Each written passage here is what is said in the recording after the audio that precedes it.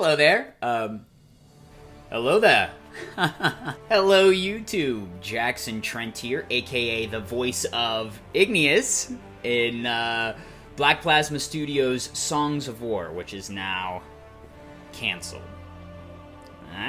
So this video is going to contain spoilers for Season 2 of Songs of War, specifically involving Igneous. I've actually been asked by a few of you fans now to sort of come out with a video kind of talking about Igneous, what happens to him in Season 2, my thoughts on the character and voicing him, and all of that stuff, sort of providing you guys with some, I believe, well-deserved closure, specifically Igneous closure, as best as I can provide. As some of you may already know, Igneous was sort of my third outing with Black Plasma Studios, so if you have been a fan of them for a while, you've probably heard my voice before. I was the voice of Firelight in Black Plasma Studios' Rise of the Spartans Director's Cut. Your menial resistance disgusts me. I remember you, how you escaped because of this worm. Then the worm drives you as well. Also, if you're a fan of their project series, their Project Containment, which was sort of their farewell to Halo machinima, I was the voice of Adam. His mind is too far gone, Connor. He's capable of blocking our extraction to the real world and passage to the underworld. If we die, we're dead. Do you understand that? So, one of the questions I was asked recently is to kind of explain Igneous as a person, as a character.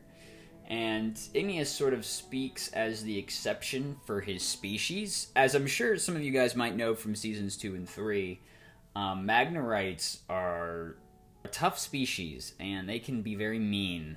And a lot of that is, and they're treated poorly. But Igneous is sort of the exception. He's sort of the bridge that catapults the Magnorites in a more positive light. But one of the biggest questions I've been asked by several people now is how I feel about Igneous' death. For those of you who don't know, in Season 2 of Songs of War, I believe Episode 7, Igneous was supposed to sacrifice himself.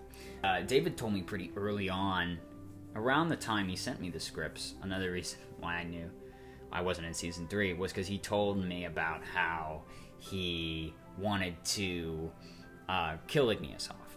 And it was going to be this huge, heroic moment, a powerful moment that was sort of necessary. And my views on it is that I think it's great. It makes me so sad.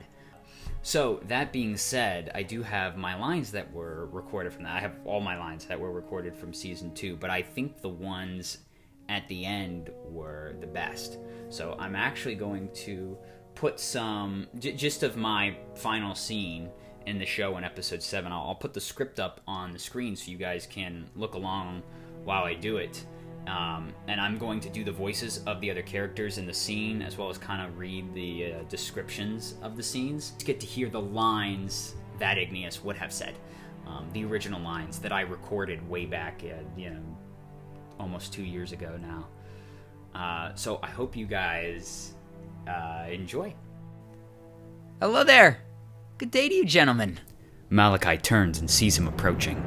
A little small for Magnorite. That's because I'm not from around here. I was born outside of Carthan, and I've spent my life as an outcast, being bullied and mocked and all that good stuff. That's because you're a tiny runt. Why didn't you stand up for yourself and fight back? Igneous is a bit surprised by the rebuttal and takes a moment to collect his response. Because we shouldn't be fighting. We need to learn to coexist with those whom we share Ardonia with. Malachi now sees even more weakness in Igneous. Coexistence? And give others a weakness to exploit? Working together is not weakness. We shouldn't be blowing up Cydonia. We should be making peace. A few of the nearby Magnorites step a bit closer as they realize he's against them. Malachi holds a hand up to stop them before proceeding. Peace made us complacent. Peace made us weak. When I took Carthan by force and rallied the Magnorites to fight, Our drive allowed us to destroy Cydonia and save ourselves from a slow doom. And now, again we have grown weak. So, look around you. Malachi motions to all the TNT around them. The other Magnarites, which had been placing the TNT, are mostly stopped, watching the two discuss. In moments we will destroy the city of Python from below. Cydonia will retaliate, and Carthan will defeat them once again, bringing us back to glory. I can't let you do that. Malachi smirks. You can't stop me either. I was actually hoping we could, talk it out? Negotiate? I think it's time I show you how real Magnarites negotiate. Malachi begins walking towards Igneous as the other Magnarites watch from their positions elsewhere in the tunnel. Igneous begins walking back slightly as he becomes worried. Okay, I wanted to do this anyway. Igneous draws his redstone torch and places it down at the beginning of the redstone fuse where he had strategically positioned himself during the conversation. Malachi runs over and hits Igneous. Igneous falls down, and Malachi turns around watching as the redstone current hits a repeater and is delayed before moving on. He knows he has to simply get ahead of the current and remove a repeater to break the stream, so he begins walking towards it quickly. After taking a step, however, he is tripped as Igneous grabs his foot from behind. Ugh! Malachi kicks Igneous away and gets back up, but Igneous gets up as well and throws himself at Malachi. They begin seriously fighting, and Igneous tries to keep Malachi from catching up to the current. Some of the other Magnarites begin running away down the tunnel. Finally, Malachi starts seriously beating up Igneous and throwing him around. He eventually punches so hard that Igneous' arm breaks off and crashes to the floor beside Igneous' body. There is a moment as things slow down and Igneous catches his breath as some magma drips from where his arm used to be. Malachi walks over to a head of the redstone current and kicks away a repeater, breaking the stream. Igneous sits upright, attempting to slide away helplessly as he props himself up against a pile of TNT behind him. For someone who thinks too much, you didn't really plan this through, did you?